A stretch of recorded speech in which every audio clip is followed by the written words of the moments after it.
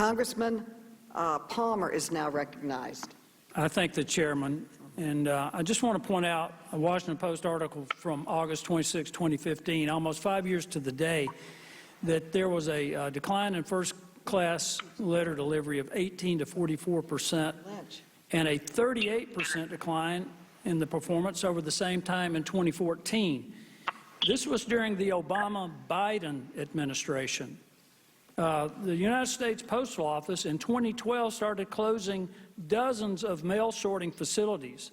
From January to June of 2015, there were 494 million pieces of mail that did not arrive on time, a 48% increase in delayed mail delivery, and I'm sure that that was intended to impact the 2012 election, yet this committee didn't see fit to look into that.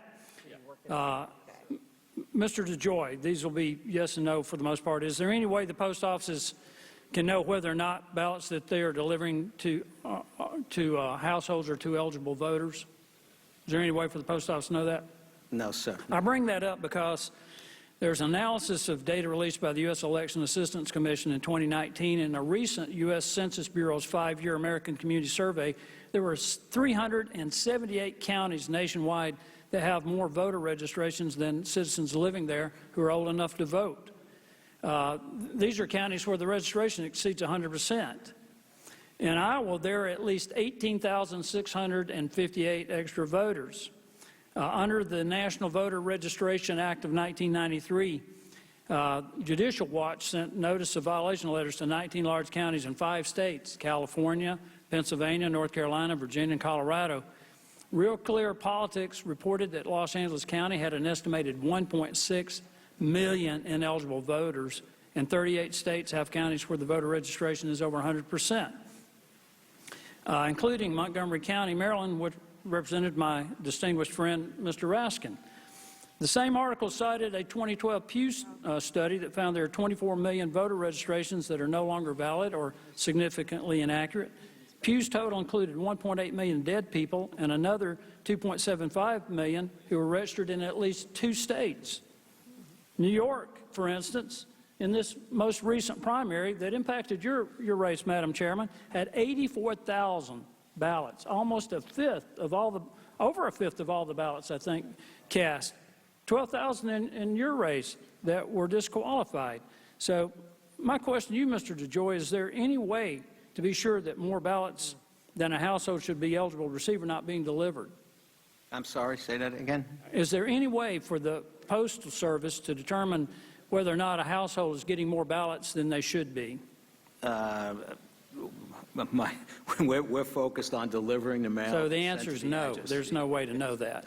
And so, if there was some way to know that, I'm sure the postal inspectors would get involved. Okay. So let's try that again. Once it calls you, it tells you.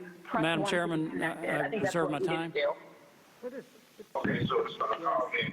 what's going on? I think the Chinese have hacked in or something. Okay.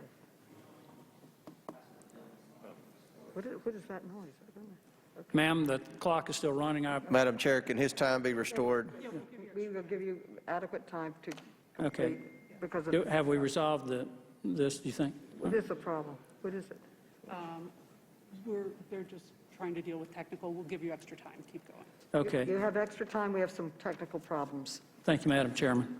And I do appreciate your indulgence. Thank you.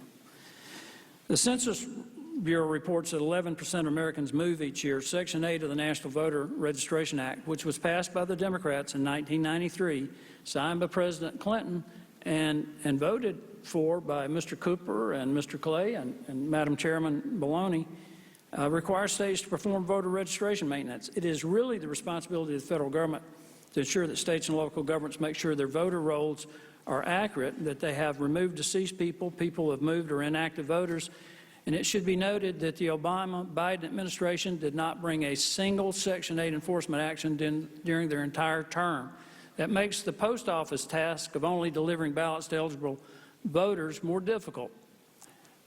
My point is that you've been accused of trying to impact an election when the fact of the matter is And for those people who have never had a real job out in business, what you've been trying to do is improve the performance of the post office so that what happened in 2015 does not continue to happen.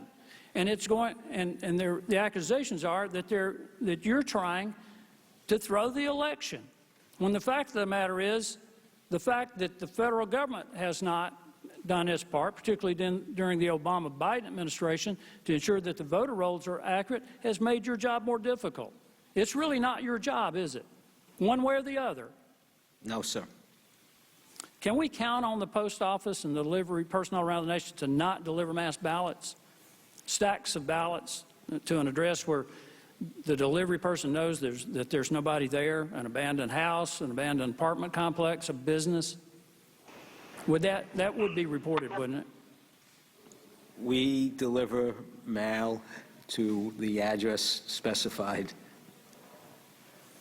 And if dozens or hundreds of mail-in ballots are dumped into blue mailboxes instead of left in a regular mailbox for pickup or dropped off at the post office, would it make sense to report to the postal inspectors to make sure that those ballots are legitimate? Well, there are processes that the postal inspectors deploy. I'm not fully aware of what they are right now, but there are processes that the postal inspectors deploy to identify any fraudulent type of activity within the mail system.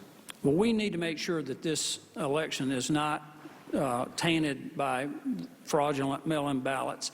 And Madam Chairman, I'm going to do something that I rarely do. And when Mr. Gosar mentioned the burned out, the riots in Portland and other Seattle and other places around the country, there was a chuckle from one of the Democrats on this committee, and I take offense at that.